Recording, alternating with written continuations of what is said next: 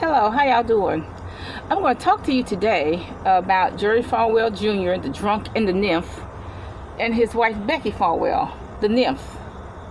Okay, now this is part 3. Now I guess there's going to be more stories as more stories come out. Okay, but I listened to this phone call. I listened to the phone call which this young man named Grande released, so how he recorded him, Becki, and Jerry Falwell Jr. on a 3-way phone call.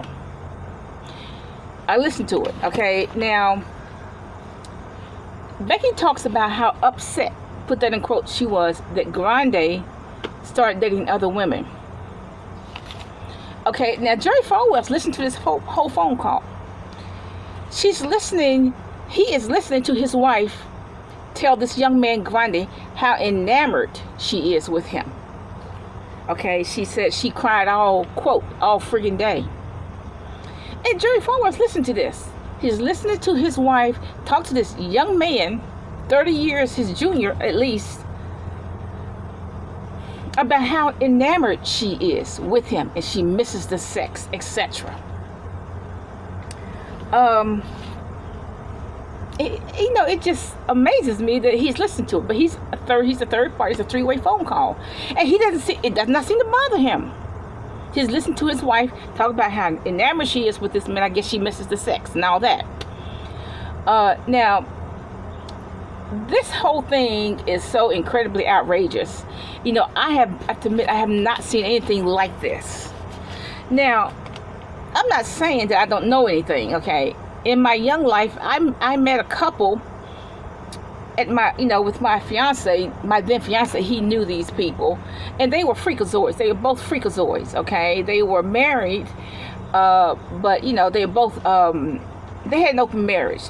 They were both bisexual, and they had an open marriage, and they were both freakazoids. Now, I don't really like to be around freakazoids. I really don't. But I'm just saying at that particular time in my life, that I was introduced to that couple who were both freakazoids. So it's not unusual. It's not something that I haven't heard about. I have heard of open marriage before. I read Dolly Parton's 2 books, and she admitted that she had an open marriage. When Donald Trump was married to Ivanka, his first wife, I guess, he wanted an open marriage. That's what I read somewhere. So the concept of an open marriage is not new to me. I have heard of it before. But, I have to admit I have not heard of it hardly at all in Christian marriages, okay? But see, this marriage between Jerry Falwell Jr. and his wife Becki is the most freakiest, the most unorthodox, the most debaucherous, most perverted relationship I've ever known about. And now there's another news article that this other preacher and his wife, I guess they're from Florida, he trafficked young boys to have sex with his wife while he watched. I mean, so people getting freaky about the day, y'all. Okay? But you know what? You don't see this too often I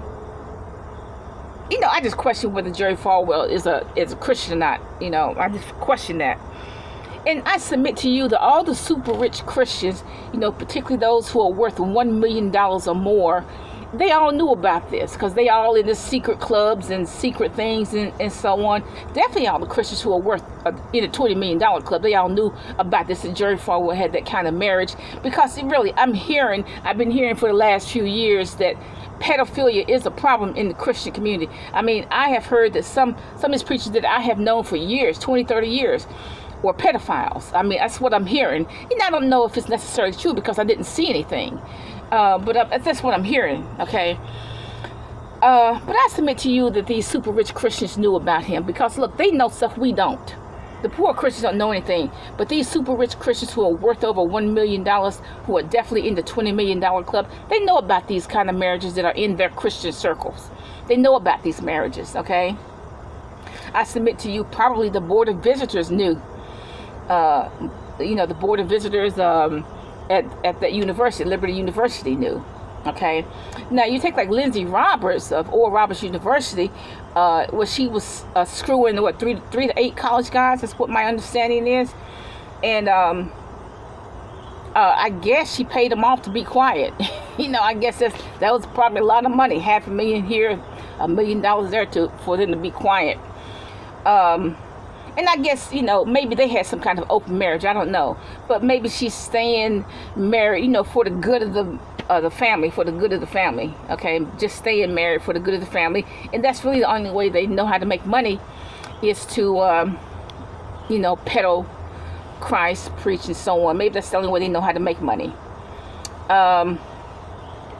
But, I think part of Becky's problem is that she believes what her husband says about her.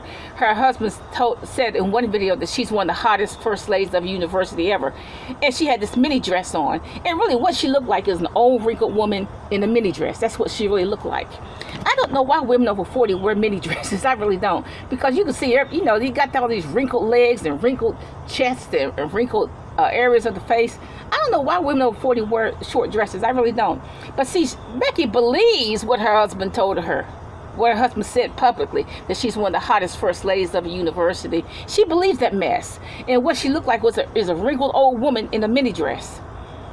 And maybe she, in her fantasy world, maybe she's 20. Even though she's almost 60, maybe she's 20. She thinks she's 20. Maybe that's what her problem is. But, to me, that maybe they have some kind of open marriage. A freaky marriage, but, an open marriage where they both do what they want to do. Which is very unorthodox. Okay? Have a nice day.